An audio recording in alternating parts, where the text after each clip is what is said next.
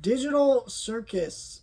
Yeah, I have heard people talk about this show for a long ass time now, and I finally decided to watch it. And I'm glad I did finally. You know, I know people say we should support indie animation, and I kind of agree. But I feel like for me it's easier to support an indie animated movie and watch that or buy a Blu-ray or see it in the theater or whatever it is to support it that way. When it comes to shows, I don't really like uh, that mentality because I think it's great when artists go out of the studio system and they start making stuff and that's what they're going to do. Great. I'm happy for you if you can do that and make it work. And I do want people who do that to succeed. But the problem is, like, with a show like this, like, what? We're getting episode 8 on March 20th, and then we don't know when episode 9's coming out? Like, to me, like, even if I like these things and want to support them, I want my shows to be on a consistent airing schedule. I know network shows or, like, streaming shows aren't always on the most consistent schedule, but at least you know, oh, all the episodes are dropping at this time, and then all the episodes are airing weekly or whatever it is, and it's a little bit more understandable to follow. So that's just my little rant. I'm like, why I don't really talk about a lot of indie animation. I do want to support indie animation, but I don't know.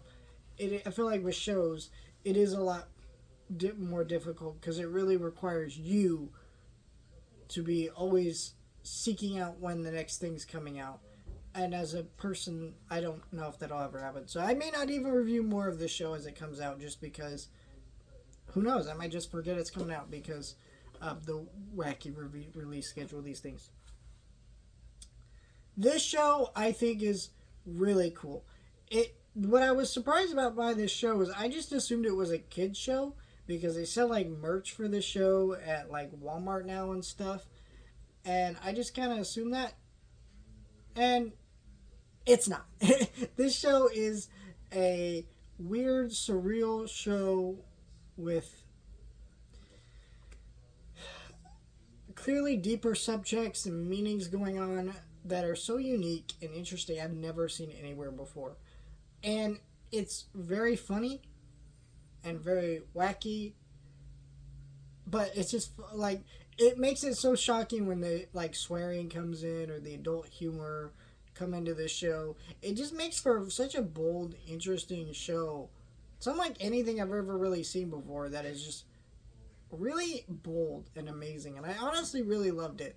And I kind of just want so much more of it right now, but I know that's not going to happen. This was a show that I had so few episodes that I only watched one a day, like I do with most TV shows. But I did want to binge, but I told myself no because who knew when the rest of the episodes were coming out. So yes, but I'm honestly all over this show.